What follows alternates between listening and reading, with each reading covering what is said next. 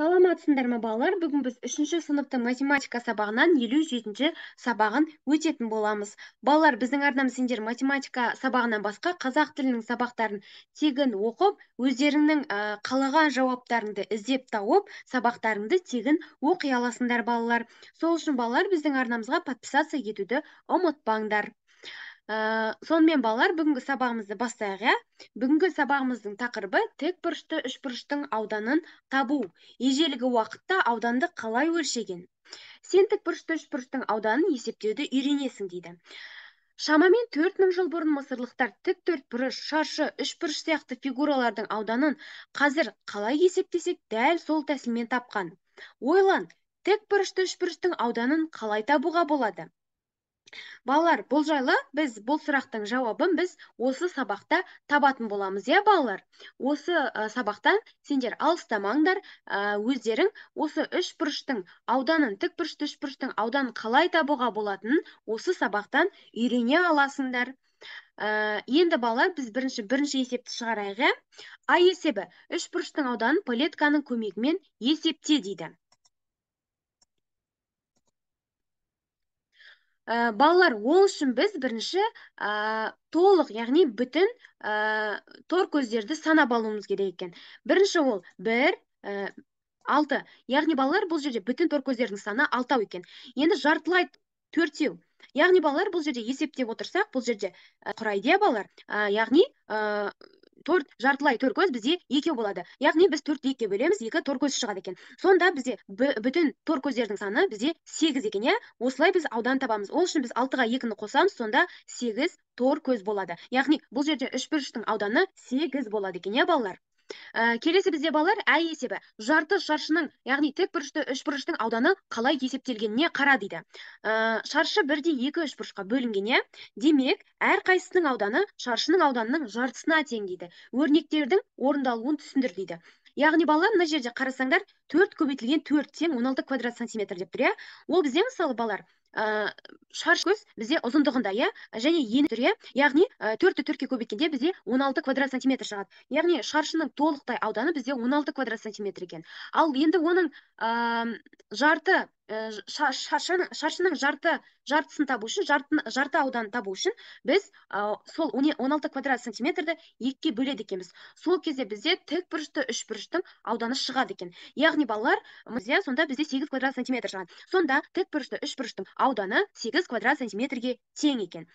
Сонда бұл жерде алатын ақпаратымыз бізде шаршының теңде 2 бөлікке бөлгенде 2 бірдей үшбұрыш пайда болады екен, иә балалар? Яғни мынау бізде бір үшбұрыш болса, екінші үшбұрыш болады екен, иә? Сонда әрқайсысы бізде 8 квадрат сантиметрге тең болады. Келесі бізде тікбұрышты үшбұрыштың ауданы тікбұрыш жасап тұрған 2 қабырғасының көбейтіндісін 2-ге бөлгенге тең дейді. Яғни балалар, мына біз екенбіз, иә, осы сабақта. Яғни S тең, яғни аудан тең, А көбейтілген Б, А дегеніміз ұзындық, Б бізде ені екен, иә балалар? А көбейтілген Б, бөлеміз оны 2-ге. Дәл осы формуланы дәптерлеріне жазып қойыңдар, иә? Себебі бұл сендерге өте керек болады. Енді балалар, бізде Б есебі бірінші есептің тікбұрышты үшбұрыштың ауданын тап дейді. Бұл жерде балалар, бірінші тіктөртбұрышты үшбұрыштың, яғни тіктөртбұрыштың аудан табу үшін бізде өздерің білетіндей ұзындығы мен ені көбейтіледі. Ал тікбұрышты үшбұрыштың аудан табу үшін бізде ауданды 2-ге бөледі екенбіз, иә? Осы шыққан ауданды біз 2-ге бөледі екенбіз.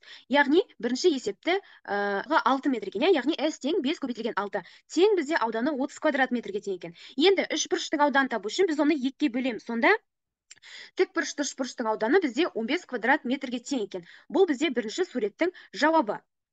Енді екіншіде бізде ұзындығы 6 метр, ені 4 метр екен. Бұл жерде де дәл солай, 4-ті 6-ға көбейтеміз 24 квадрат метр. Бұл бізде тіктөртбұрыштың ауданы, ал енді тікбұрышты үшбұрыштың ауданын табу үшін оны 2-ге бөлеміз. Сонда 12 квадрат метр шығады екен. Келесі бізде 5 метр ені, 8 метр ұзындығы.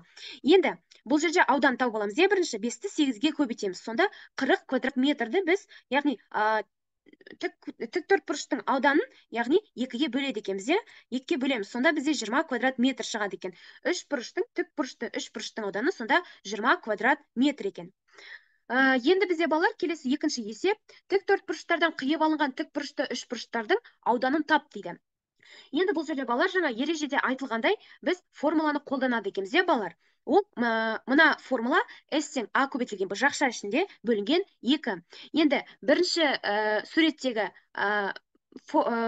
форманың біз, яғни фигураның біз ауданын табуымыз керекпіз. Яғни бұл жерде ені 3 сантиметр, ұзындығы 6 сантиметр, Енді дәл осылай 6 сантиметрді аның орнына 3 сантиметр бізде с тең, яғни аудан тең, жақша ішінде 6 көбейтілген 3 бөлінген 2 болады екен. Сонда біз 6-ға 3-ті көбейтсек, бізде 18 болады. 18-ді 2-ге бөлсек, бізде 9 квадрат сантиметр шығады екен, Яғни тікбұрышты үшбұрыштың ауданы бізде 9 квадрат сантиметр екен.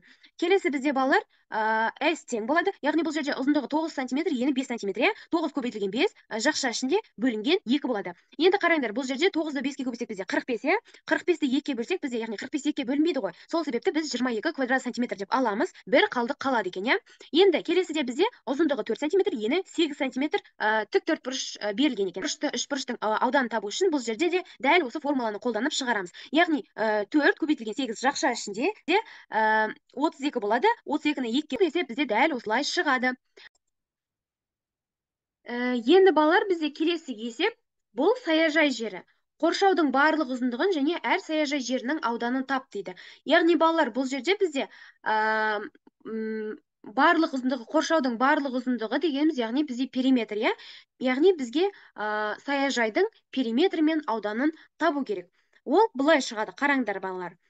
Периметр тең 6 метр дегеніміз мына 6 метр, 10 метр дегеніміз мына 10 метр, 3 метр дегеніміз мына 3 метр, 6 метр мына жерде тұрған ұзындығы, 9 метр дегеніміз балалар мына жердегі ұзындығы екен, балалар.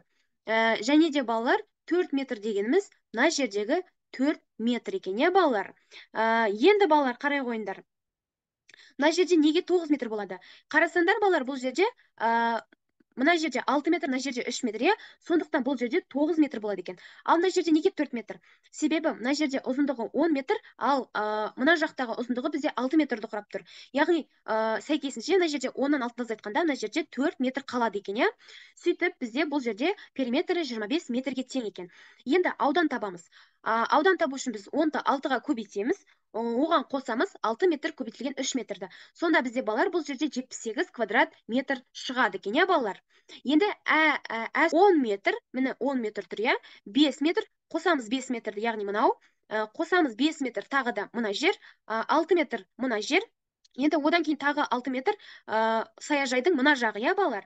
Енді келесі жер болады, балалар. Және де тағы да 5 метр қосылады, ол мына жер екен. Яғни балалар, осылардың барлығы қосылғанда бізде периметр 42 метрге тең екен. Енді бұл саяжайдың ауданын табуымыз керек. Ол үшін біз 10 метрді көбейтеміз 5 метрге, қосамыз 6 метрді көбейтеміз 5 метрге. Сонда бізде балалар, бұл 80 квадрат метрге тең екен, ауданы. Бұл есеп дәл осылай шығады. Шатасып кетпеңдер, балалар. Келесі бізде 4-ші есеп, фигуралардың қай бөлігі боялған? Бөлшек түрінде жаз, симметриялы фигураларды ата дейді. Яғни балалар, бірінші бізде 7-ден 3 болады екен. Не үшін? Себебі мына жерде яғни бұл жерде бізде 7-ден 3. Келесі бізде балалар, мына жерде 1, 9, 10, 11, 12 болады екен. Яғни балалар, бұл жерде бізде 12 бөлікке бөлінген, оның 6-ы бізде боялған екен, яғни 12-ден 6 болады. Енді келесі бізде 5 бөлігі боялып тұр, балалар. Ал негізде 12 бөлікке бөлінген, яғни 12-ден 5 болады. Келесі бізде балалар 9-дан 4 болады, себебі бұл фигура бізде 9-ға бөлінген, және 4 бөлігі боялған екен, яғни 9-дан 4 болады. Келесі бізде балалар 8-ден 4. Яғни бұл жерде балалар фигура 4 бөлігі боялған, яғни 8-ден 4 болады екен, балалар. Және де симметриялы фигураларды ата дейді. Бұл жерде балалар барлық фигуралар симметриялы екен, яғни барлығын қалай болса да бөлуге болады деген сөз. Келесі бізде 5-ші есеп, амалдар бойынша жаз және есепте. Есептеу тәсілін түсіндір. Осыған ұқсас өрнектер құрастыр дейді. Яғни балалар, бұл жерде бізде бірінші мың азайтылған жақша ішінде 642 қосылған 128. Бұл жерде бірінші балалар жақшаның ішіндегі амал орындалады, яғни мың азайтылған 642-ке 128-ді қосқанда бізде 770 болады. Енді мыңнан 770-ті азайтқанда бізде 230 шығады екен.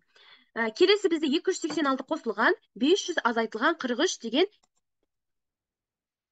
Енді балалар бұл жерде көріп тұрғандарындай бірінші 286 қосылған жазылады. 500-ден 43 бірінші азайтылады, иә, себебі жақшаның ішінде тұр. Енді 500-ден 43-ті азайтсақ, бізде 457 шығады. 286-ға 457-ні қосамыз, бізде 733 деген сан шығады екен. Келесі бізде балалар 900 азайтылған, жақша ішінде 800 азайтылған 645. Тең болады бізде. 900 азайтылған жазылады. Бірінші жақшаның ішіндегі 800-ден 645-ті азайтамыз, 155 болады. 900-ден 155-ті азайтсақ, бізде 745 деген сан шығады екен. Келесі бізде балалар 129 мың қосылған 800 мың азайтылған 20 мың.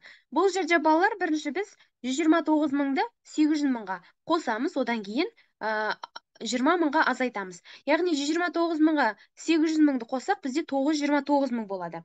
Одан азайтамын 20 мыңды, 909 мың болады екен. Келесі бізде 503 мың азайтылған, жақша ішінде бізде 360 мың азайтылған 200 мың болады. 600 мың, яғни балалар, бұл жерде біз бірінші 360 мыңнан 200 мыңды азайтып аламыз, иә? Сонда бізде бұл жерде 160 мың қалады. Енді 503 мыңнан біз 160 мыңды азайтамыз, сонда 343 мың қалады екен балалар.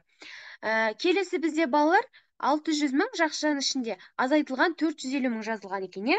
Оған қосамыз 80 мыңды. Енді 600 мыңнан бірінші 450 мыңды азайтқанда бізде 150 мың қалады. Оған қосамыз 80 мыңды. Сонда бізде балалар 230 мың шығады екен, иә балалар? Бұл есеп бізде осылай шығады. Балалар, осымен біздің бүгінгі сабақ аяқталды. Біздің арнамызға міндетті түрде жазылып алыңдар. Біздің арнамыздан сендер барлық тапсырмалардың жауаптарын таба аласыңдар. Подписаться деген батырманы басып, қоңыраушаны басып кетіңдер. Балалар, сондай-ақ біздің арнамызда математикадан басқа қазақ тілінің сабақтарын тегін оқып, өздерінің таппаған жауаптарыңды міндетті түрде таба алатындарыңды ұмытпаңдар. Келесі кездескенше сау саламатта болыңдар.